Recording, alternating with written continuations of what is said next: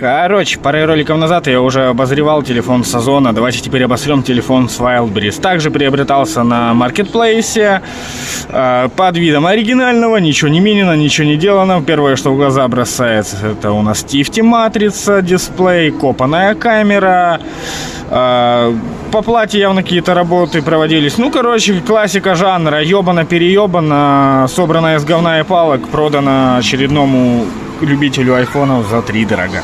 Ну вот, думаете, стоит ли там покупать или нет.